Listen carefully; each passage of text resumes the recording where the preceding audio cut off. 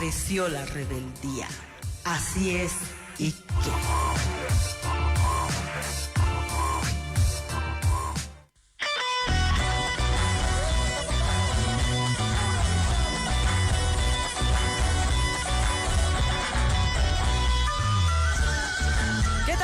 ¿Cómo están? Bienvenidos a su programa Así es y qué, una nueva entrega de este viernes 18 de diciembre a través de las ondas de Radio Illimani, Red Patria Nueva, Las Voces del Cambio. Una propuesta donde vamos a abordar diferentes temáticas en torno a la descolonización y tenemos invitados especiales. Ya arrancamos nomás con el programa Así es y qué. Está con nosotros Gabriel Villalba, abogado titulado de la Universidad Mayor de San Andrés, mención en Derecho Internacional, especializado en geopolítica por la unidad de posgrado de la Universidad Nacional Autónoma de México y director del Centro de Estudios Geopolíticos CENAC Bolivia, representante también de la juventud de todos los bolivianos. Gabriel, bienvenido al programa Así es y qué. ¿Qué tal, Bárbara? ¿Cómo estás? Es un placer estar nuevamente en esta casa radial. Un saludo a todos los radioescuchas, felicitarte por este programa y pues para mí un placer compartir con todos ustedes. Y por supuesto nosotros estamos realizando la transmisión en vivo para quienes quieran volverlo a ver a Gabriel Villalba, igual casero de Red Patria Nueva, tuvo también acá su programa. Gabriel, entremos en materia para que también la audiencia pueda construir estos conocimientos, intercambiar criterios. Estado y descolonización. Estado, instituciones y descolonización. Hay un librito bastante interesante que recomiendo a todos tus radioescuchas que se llama Estado o Comunidad, de Enrique Dussel. Enrique Dussel es un filósofo argentino-mexicano que te habla mucho de la filosofía de la liberación. Y nos habla y nos pone sobre todo esta disyuntiva entre el Estado y el sentido comunitario, ¿no? Quizá entendemos el Estado como un instrumento de dominación que articula a las diferentes clases sociales, que articula de cierta forma el andamiaje social, pero por supuesto más allá de la construcción de Estado que viene desde el siglo XVI, quizá un poco más antes, también existe una suerte de construcciones comunitarias mucho más complejas, los sentidos comunitarios, los sentidos de rotación, sentidos y tecnologías de organización social mucho más complejas que el Estado. Entonces hay que también entender y verlo desde esa perspectiva. Una institución se podría decir un tanto vieja, eurocéntrica como el Estado, pero también instituciones mucho más fuertes como la comunidad, ¿no? Bastante importante. Ahora desde la perspectiva joven, muchas veces en nuestra vida cotidiana decimos, pero el Estado no es ajeno a mí, es ajeno a mi vida, yo estoy en mis cosas. Vos sabes que los jóvenes a veces somos muy entusiastas y distraídos y dejamos de lado esto que es bastante importante, la descolonización. ¿La descolonización tiene que ser contemporánea? Voy a hacer referencia a otro teórico, Antonio Gramsci, el marxista de las superestructuras, fundador del Partido Comunista Italiano. Nos hablaba precisamente de la sociedad política y la sociedad civil. La sociedad política desde los políticos y toda esa institucionalidad política. Y la sociedad civil, finalmente, todos nosotros, toda la sociedad en su conjunto. De cierta forma se compaginan y complementan la sociedad política con la sociedad civil y viceversa, en un proceso de andamiaje social y político. ¿Qué es la descolonización? La descolonización plantea un nuevo sentido común. Es decir, quitarnos el chip mental heredado de nuestras prácticas, viejas prácticas heredadas de la colonia. Las prácticas que te heredaron tus abuelos, tus padres, y a ellos les heredaron sus padres y sus abuelos, que devienen, particularmente en Bolivia y en Latinoamérica, en las sociedades latinoamericanas, del sentido precolonial y colonial, ¿no? Cómo entendemos el machismo, cómo entendemos la sociedad estratificada pigmentocráticamente, la pigmentocracia, lo que hablamos, ¿no? Hace muy pocos años, antes del gobierno el primer gobierno de Evo Morales, la sociedad boliviana estaba muy marcada y estratificada en base al color de piel. Mientras más blanca era tu tez, detentabas poderes económicos, políticos. Mientras más morena, estabas muy abajo de la pirámide social y la composición social de la sociedad, ¿no? Todos esos entendimientos y construcciones que se han desarrollado y construido a lo largo del tiempo se tienen que deconstruir, y eso implica la descolonización decolonización, ¿no? Entonces es un ámbito de no volver al pachamamismo, volver a las prácticas, digamos, aymaras o quechuas, que algunos lo plantean así, desde las vertientes indianistas, indigenistas, sino de fundamentalmente cambiar tu mentalidad, ¿no? Reformular ese tu chip. ¿Cómo reformular? ¿Cómo cambiar? Voy a hacer nuevamente referencia a Gramsci, y Gramsci te hablaba de las superestructuras. Las superestructuras vienen a ser fundamentalmente, lo estructural es la economía. Sí. Ya lo conocemos. Lo superestructural, ¿qué es lo superestructural? Es lo ideológico. Lo superestructural es la educación, la cultura, los saberes, los entendimientos y construcciones sociales, comportamientos. Así cambias la mentalidad de la gente, ¿no? El sentido común, que son las prácticas cotidianas y habituales de todos los días, nosotros las cambiamos y transformamos a partir de darnos cuenta que están mal, darnos cuenta que, por ejemplo, las actitudes de micromachismos están mal en nuestra sociedad, de que una madre diga, mi hijito, porque es hombrecito tiene que comer más, y mi hijita, porque es mujercita, tiene que comer menos, ¿no? Sí. Darte cuenta de eso ya implica descolonizarte de una vieja mentalidad. El Che Guevara, en El socialismo y el hombre en Cuba, te habla fundamentalmente de esta confrontación de saberes. En esa confrontación estamos, y eso es la descolonización. Sociales que posteriormente se vuelvan prácticas habituales. Ahora, el tema de la descolonización viene a ser transversal, entonces la descolonización es transversal a todos esos temas, incluso a los temas de género. ¿Por qué? Y es una línea importantísima, ¿no? Que a veces se lo ha tratado de ridiculizar a la descolonización diciendo que es simplemente volver a las coas, claro, volver a los saberes aymaras, a los saberes quechuas. Eso no es descolonización estrictamente, ¿no? Descolonización tiene que ver con deconstruir todas esas viejas prácticas coloniales, neocoloniales, fascistas, racistas, todas esas prácticas, digamos, heredadas de los viejos sistemas liberales burgueses, y plantearnos nuevas líneas de acción en el ámbito de lo que implica la descolonización, que no es más que deconstruir las viejas ideas, destruir las viejas ideas y construir nuevas ideas que vayan a formar un nuevo sentido común. Bueno, estamos con Gabriel Villalba, director del Centro de Estudios Geopolíticos, acá en tu programa. Así es que, hablando un poquito acerca de la descolonización y el Estado. Ahora, ¿cómo podemos implementar o cómo podemos tratar de ser parte de este proceso de descolonización desde el Estado? ¿Cómo podríamos? Porque el Estado se caracteriza también por el tema burocrático, ¿verdad? Derechos reales. Derechos reales debe su nombre a precisamente el tributo real que daban los colonos y también los indios de esta tierra, nosotros, al rey. Por eso derechos reales. Ese nombre poco o nada ha cambiado hasta el siglo XXI. Derechos reales se sigue llamando. Desde el nombre es importantísimo cambiar, ¿no? Porque el nombre te refiere connotaciones claras que se posicionan en la mente de la gente.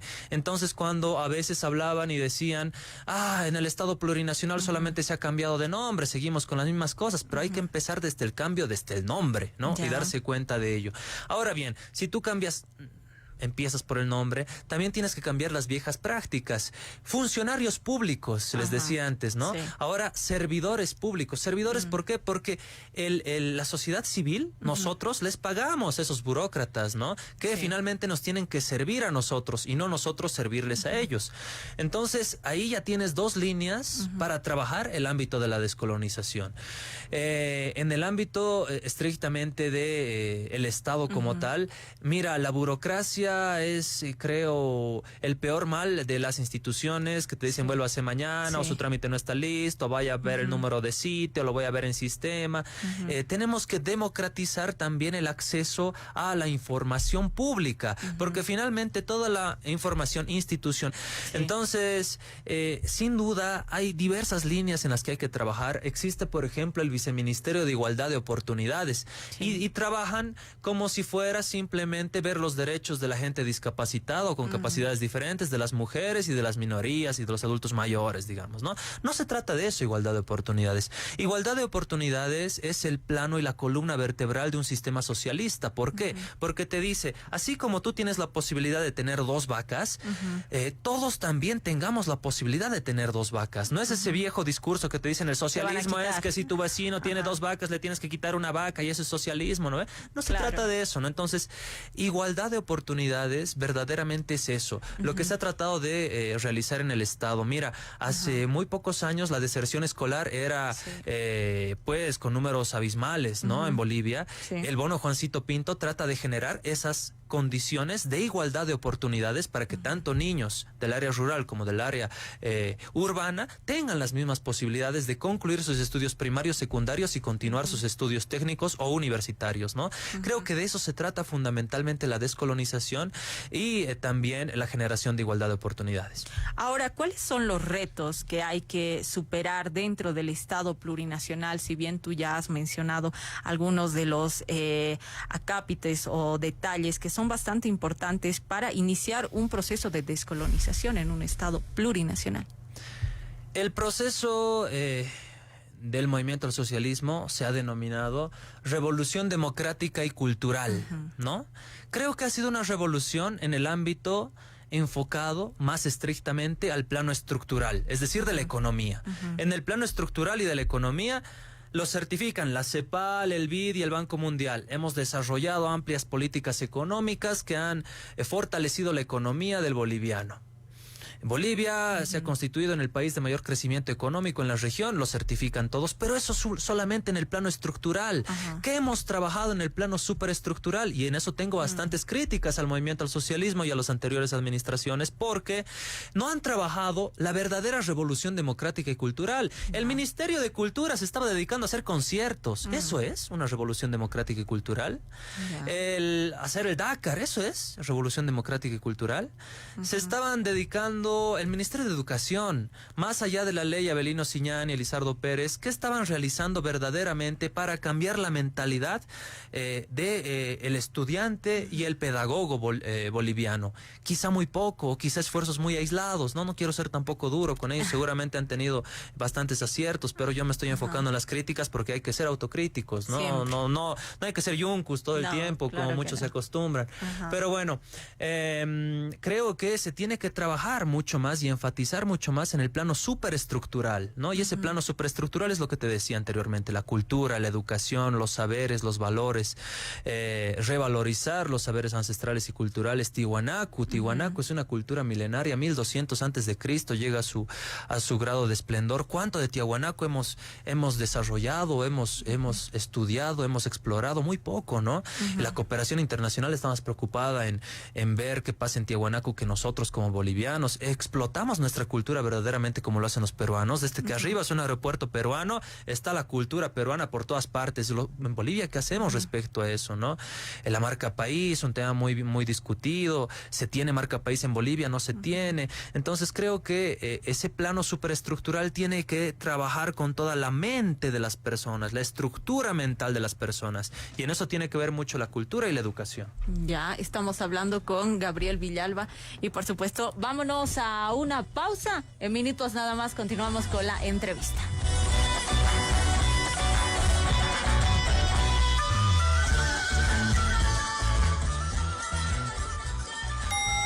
Esta es la hora en Bolivia.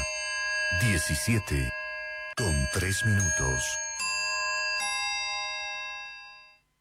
Acompañando tu día, junto a ti, es la radio para ti. Porque nunca nos cansamos, regresamos para estar unidos. Radio Illimani, Red Patria Nueva, las voces del cambio. Acompañando tu día, junto a ti, es la radio para ti.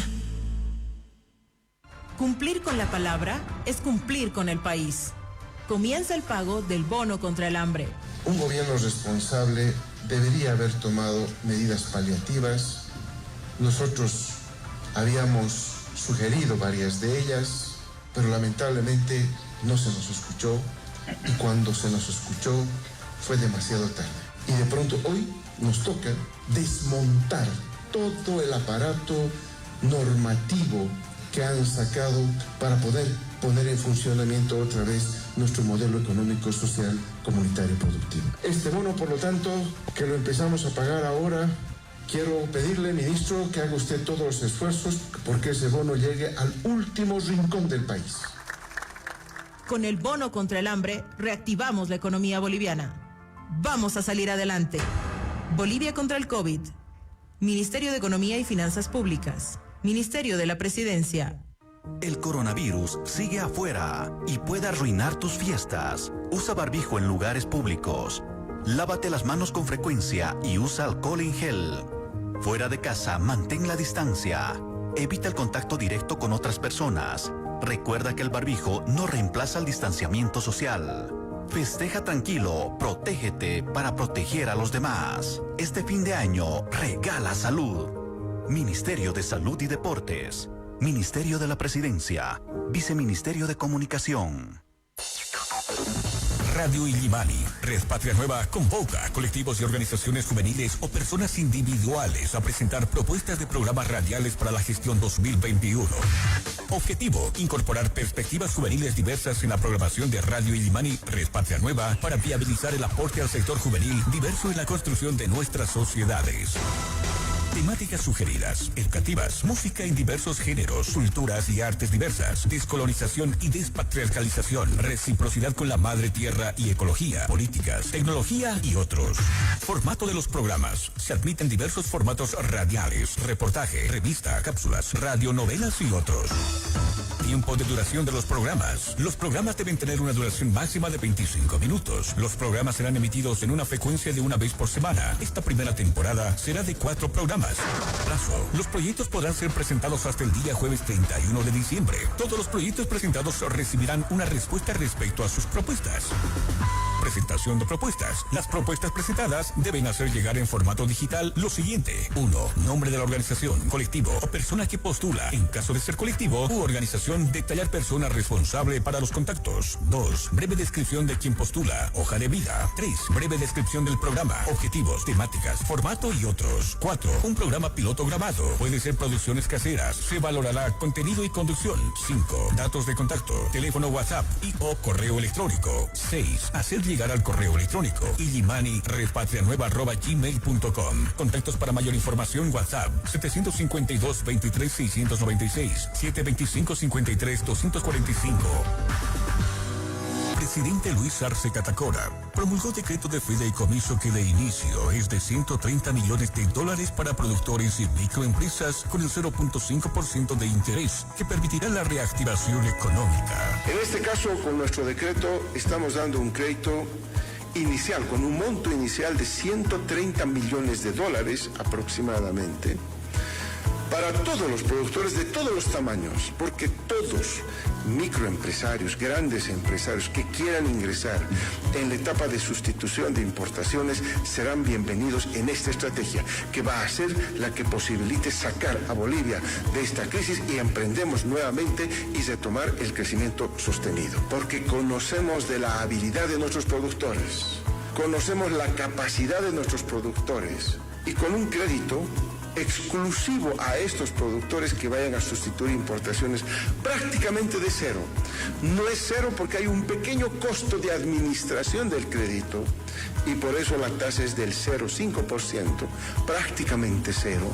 Microempresarios, productores, artesanos aplauden la promulgación de un fideicomiso para la reactivación de la industria nacional y ven con esperanza la reactivación económica del país. Esperanzados con este compromiso. Entonces sí, con este decreto nos favorecen bastante porque este año no hemos producido, también nos hemos comido nuestro capital, como se dice. Es un apoyo al sector manufactura. Bien beneficioso para el sector productivo. Realmente es un apoyo muy importante para el productor nacional, ya que después de pasar tiempos tan difíciles, lo que nosotros queremos es volver a empezar incentivos y trabajar más que todo.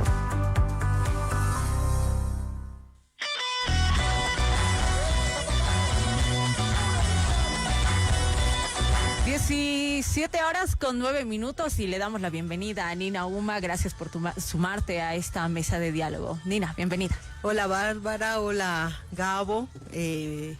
Estaba ahí escuchando pues la radio y he dicho, no, yo también quiero hablar con los tres. Hablaremos entre los tres, veremos qué onda.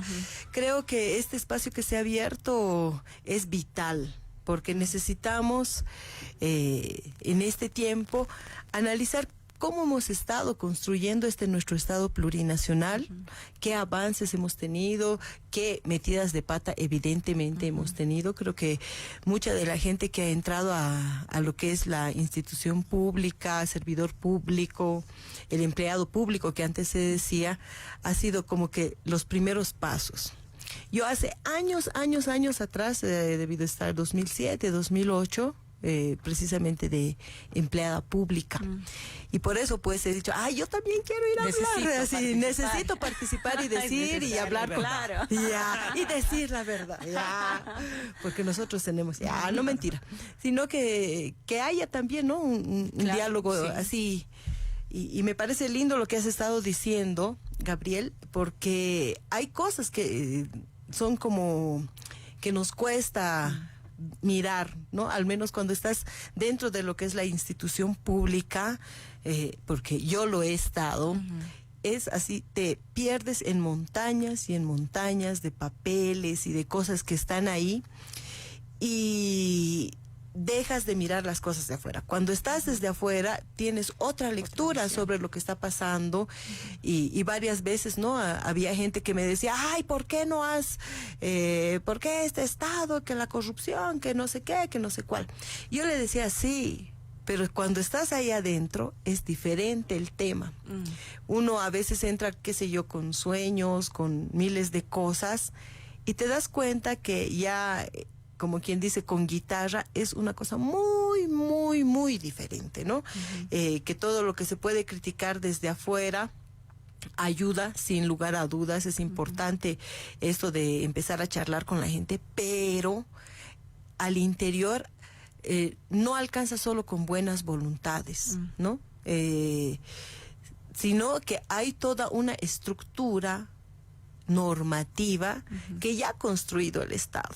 Y este Estado tiene una construcción colonial desde hace no sé cuántos años y es difícil desmontar todo eso. Estos días, en los procesos, digamos, de transición que hemos tenido entre el gobierno de facto y ya un gobierno democrático, pues todos los funcionarios públicos que nos están escuchando, pues deben estar ahí. Sí, todavía seguimos en proceso de transición y eso que estamos a un mes. Es difícil avanzar, pero se avanza. Eso es lo importante. Entonces ahí, Gabo, quería preguntarte, ¿cómo es que tú ves? O sea, si bien hemos tenido así cosas que no hemos logrado avanzar, pero también en procesos de descolonización, creo que hemos avanzado harto, principalmente en el mundo de lo subjetivo. ¿Cómo ves tú este escenario? Creo que descolonización tiene que ver, como lo estaba hablando con Bárbara, específicamente el ámbito superestructural, que por supuesto es subjetivo, ¿no? Todo el ámbito de las ideas, todo el ámbito mental, todo el ámbito de lo que construimos con nuestras ideas y lo que creemos que es lógico y lo que creemos que es cotidiano. Hace muy pocos años, y por supuesto te doy la razón, hemos avanzado mucho en ello. Hace muy pocos años, recordarás tú, Nina Uma, hablábamos o se decía en los restaurantes, nos reservamos el derecho de admisión, ¿no ve?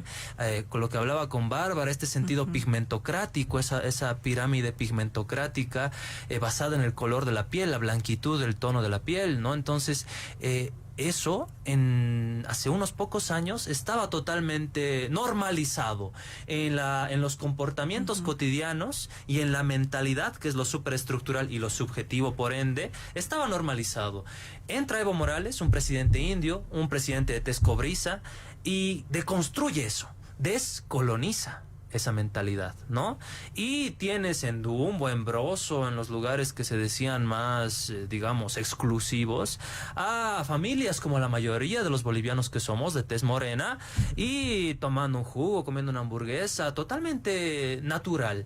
Ahora, eso es normal. Recordarás tú el Megaptapi, por ejemplo, ¿no? Cuando se inauguró la estación del teleférico verde en Irpavi y que la gente del Alto podía tener acceso al Megacenter, que se creía como como un lugar exclusivo de gente de la zona sur, ese choque cultural.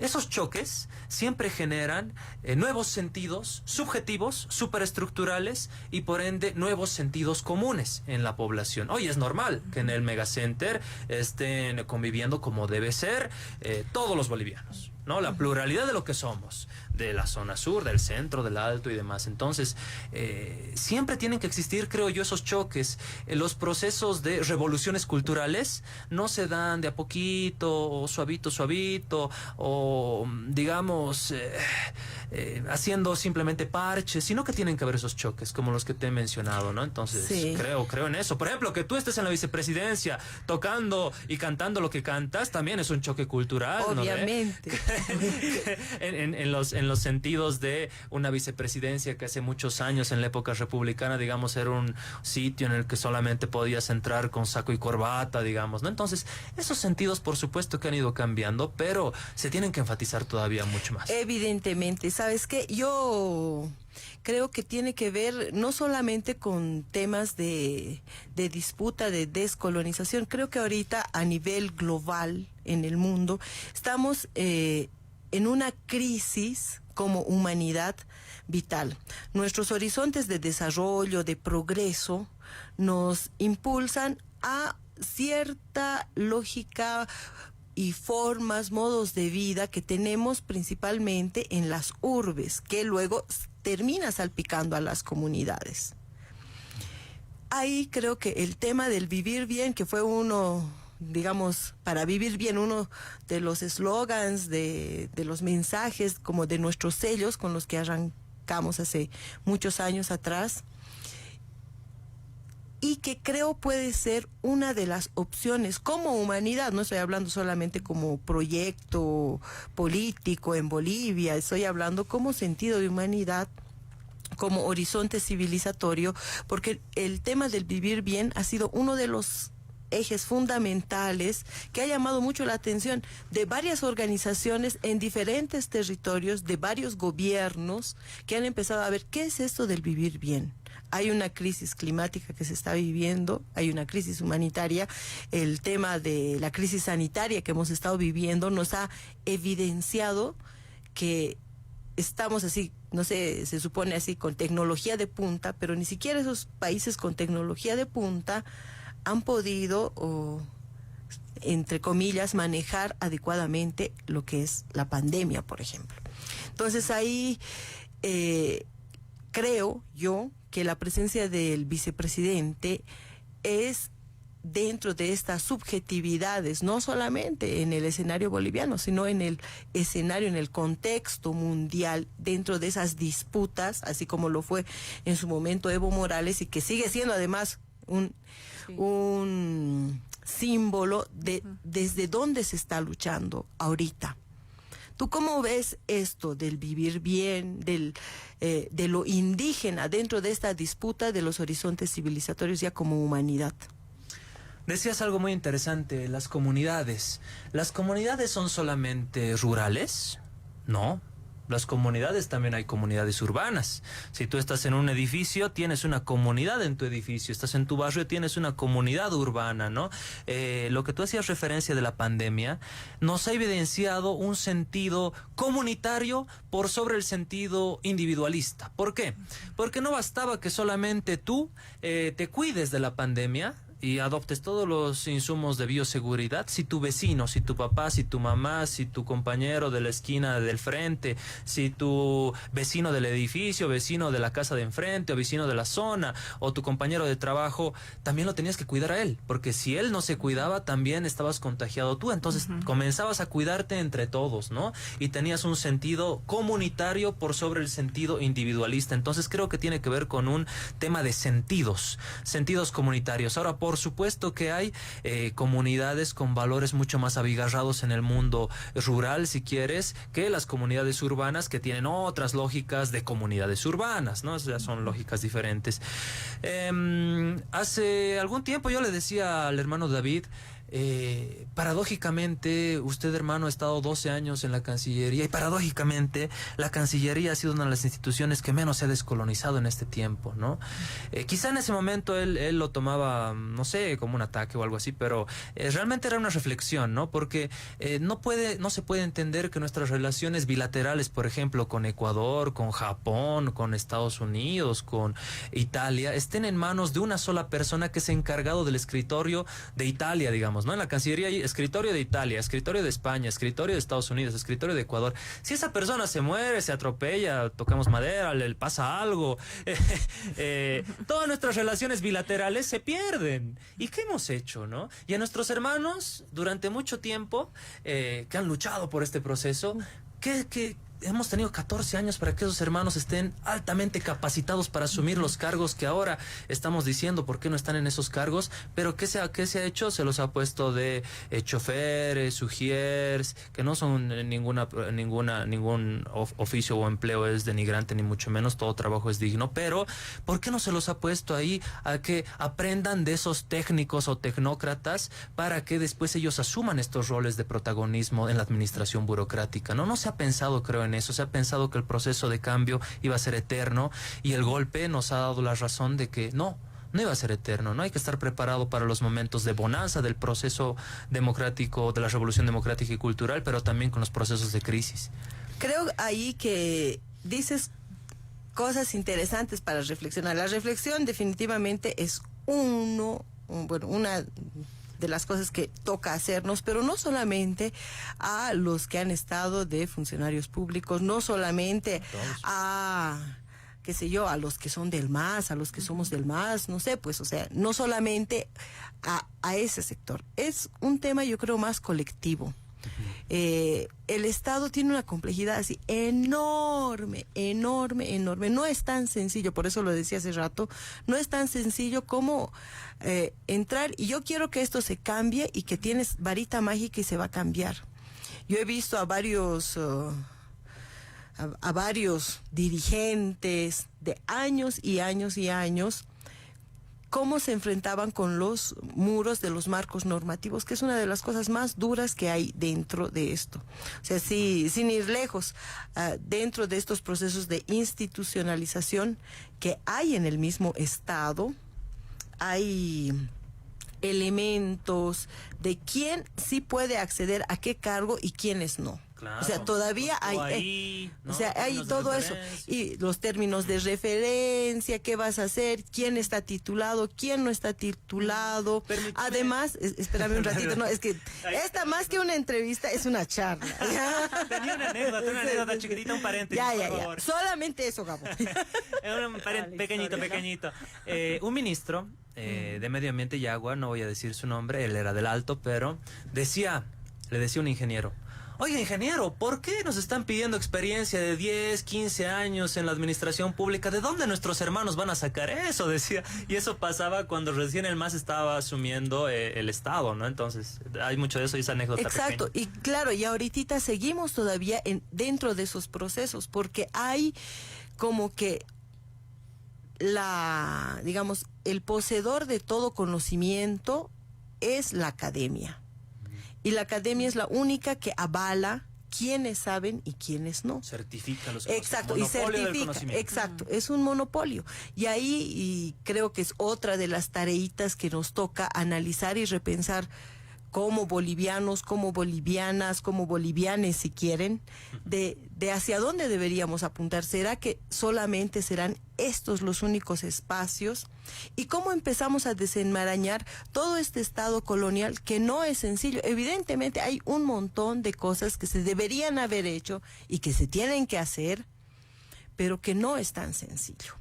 Y ahí, ¿qué propondrías tú para que desde, qué sé yo, desde los simples mortales que caminamos por la calle, también deberíamos hacer? Porque también es una mirada colonial pensar que tú has delegado a alguien y reclamarle, ¿y ustedes por qué no han cambiado esto? Si bien nuestros gobernantes, nuestras autoridades tienen un nivel de responsabilidad muchísimo más alto que cualquier simple mortal que camina por las calles, también creo que en en cada uno de nosotras y de nosotros, de nosotres, hay niveles de responsabilidad, desde elaboración de propuestas, desde exacto, de decir, ¿saben qué? Yo no estoy de acuerdo con esto y esta es mi propuesta. Yo creo que esto deberíamos hacer. ¿Tú cómo crees que así, cuál sería tu propuesta como Gabriel Villalba? ¿Saben qué? Yo creo que en el Estado nos está faltando esto, deberíamos implementar esto para descolonizarlo. Es lo que hablábamos con Bárbara hace un momento, el ámbito de la sociedad política, que es quizá lo más pequeño, pero que administra nuestro Estado, con la sociedad civil, que somos todos nosotros. En ningún momento la sociedad civil tiene que estar divorciada de la sociedad política y viceversa. Estoy realizando justamente un estudio de una maestría que estoy cursando en comunicación y propongo esto. Mira, en la Asamblea Legislativa Plurinacional tenemos no solamente el pleno de la Asamblea, tenemos las comisiones y de las comisiones tenemos los comités. En esas comisiones y en esos comités es donde los colectivos ciudadanos, la sociedad civil en su conjunto, nosotros simples mortales podemos, en el marco de nuestras personerías como personas naturales o como personas jurídicas, como organizaciones, digamos, sociales o lo que quieras, presentar pues y plasmar nuestros proyectos. ¿Por qué no se dio, por ejemplo, la aprobación del nuevo Código de Procedimiento Penal en la anterior gestión? Era muy buen código, yo lo he revisado normativamente, pero ¿por qué no se lo ha socializado pues? A la gente no le puedes decir, este es un gran código, te lo vamos a mandar del Ejecutivo va a pasar al Legislativo y en el Legislativo tienen que aprobarlo porque tenemos mayoría, ¿no? No se trata de eso. Si se lo hubiera socializado probablemente con los médicos, incluso no con los médicos, con los pacientes, otra hubiera sido la historia. Si se lo hubiera socializado con los diferentes sectores que estaban siendo beneficiados con ese código, nuevo código del sistema penal, otra hubiera sido la historia, ¿no? Entonces, lo que siempre falta son esos procesos de socialización que tiene que venir a iniciativa de la sociedad política, es decir, nuestros gobernantes, pero también con el empoderamiento de la sociedad civil. Es decir, nosotros tenemos que estar pues al pendiente de las leyes que se aprueban, que se tratan. La sociedad es la que tiene que proponer y los que se tienen que encargar de materializarlo, formalizarlo, volverlo ley si quieres, en limpio, son recién los gobernantes, pero eso viene desde abajo, no desde arriba hacia abajo, ¿no? Entonces, creo que falta muchísimo. Mira, mucha gente, por ejemplo, ahora seguramente se está enterando que las leyes se trabajan en las comisiones, en los comités, y muchos asambleístas en aquel entonces de oposición al movimiento al socialismo ni siquiera asistían a sus comités ni a sus comisiones y se quejaban. Lo único que hacían era convocar conferencias de prensa para decir, este gobierno hace esto, su rodillo del MAS y no sé qué cosas, ¿no? Entonces, desde esos ámbitos hay que trabajar. También sé que como sociedad civil, como organizaciones, se pueden armar proyectos de ley. Por supuesto. O sea, es más, nosotros, yo soy parte del tejido de cultura IVA comunitaria, que es una articulación de varios centros culturales, artistas, colectivos culturales que hay a nivel nacional y que además estamos articulados a nivel Latinoamérica. Ahí hemos estado trabajando con otros colectivos sobre el tema de ley de culturas, ¿no? Por ejemplo. Y que no solamente puede ser nacional, sino departamental, municipal, tenemos competencias. Entonces, ahí creo que, por ejemplo, está el rol desde el Estado, pero también ahí está el rol de los medios de comunicación, por ejemplo, ¿no? O sea, de cómo empezamos a difundir, porque debería ser esa nuestra responsabilidad como medios de comunicación, como comunicadores. Miren, señores, esto funciona de esta manera, esto se trabaja de esta manera para que no sea, o sea, en la gestión, no sé si será el año pasado, donde se liberó, por ejemplo, a los medios de comunicación de pasar publicidad gratuita sobre las nuevas leyes. Sobre la 045. ¿No ve? Y era algo que 348, o sea, que debería seguir estando, porque claro, esa ha sido además uno de los mecanismos que hemos encontrado desde las organizaciones para exigir que los medios de comunicación, dentro de toda su programación, tanto en radio como en televisión, abran espacio. Pues. Claro, ha sido una conquista y la hemos perdido. Y lo más triste, que a mí me daba mucha pena, es que la mayoría de la gente no dijo nada. ¿No? Sí, o sea, hemos perdido esa conquista y no hemos dicho nada. Porque quizá no había sido una conquista de la sociedad civil como tal, o no se le ha hecho sentir a la sociedad civil empoderada.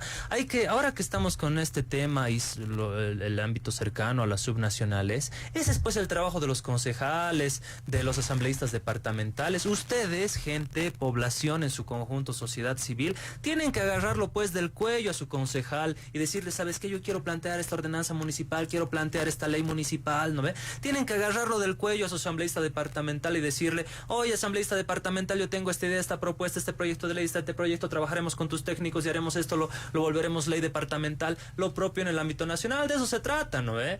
No se trata nomás de pelearse, recabar 80 sellos, 180 sellos, no sé qué, para ser concejal, para ser asambleísta departamental, y al final están ahí como perros pateados en la asamblea departamental, en la asamblea pluria, en el consejo municipal, no dicen nada, ¿no? Entonces, creo que de eso se trata, ¿no? Conjuncionar esos dos ámbitos. Sí. Bueno, ya nos estamos acercando al final del programa Así Somos y Qué. Sin duda alguna, esta charla ha sido muy enriquecedora. Así es y qué. Estoy pensando. Ha sido una charla bastante enriquecedora. Nina, para tus conclusiones, y lo propio Gabo. Bueno, yo creo que nos falta un camino súper largo para seguir avanzando en lo que es los procesos de descolonización y de despatriarcalización. Es importante abrir escenarios como este, donde podamos a veces tener posiciones encontradas, a veces otras que ya no son tan encontradas, pero a partir de estas reflexiones podamos seguir avanzando de cómo construimos. Es importante la politización de la sociedad civil. Mientras menos nos involucremos en esto como sociedad civil, seamos del partido que seamos, porque esto no se trata de partidos políticos, se trata de construir un Estado plurinacional y de erosionar el Estado colonial que nos han heredado. Perfecto, Nina. Gracias. Gabriel Villalba, tus conclusiones, por favor. Muchísimas gracias. Un placer compartir contigo, Bárbara. Un placer compartir contigo, Nina Uma. Un placer haber estado de vuelta acá en Patria Nueva, que siempre es un gusto volver a esta casa radial. Y pues, qué aburrido sería si todos pensáramos igualito, ¿no? Felicito esta iniciativa y muchísimas gracias por la invitación. Amigos, así nos despedimos de tu programa Así es y que, el reencuentro la próxima semana. Un fuerte abrazo.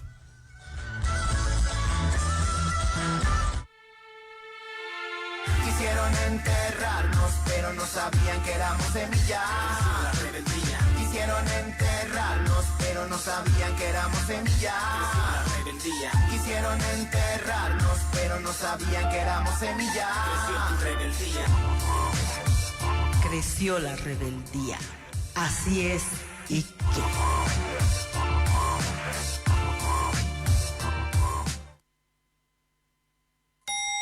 Esta es la hora en Bolivia. 17:32. Que en estas fiestas renazca el amor y la luz de la esperanza, y que la esperanza se transforme en maravillosa realidad. Felices fiestas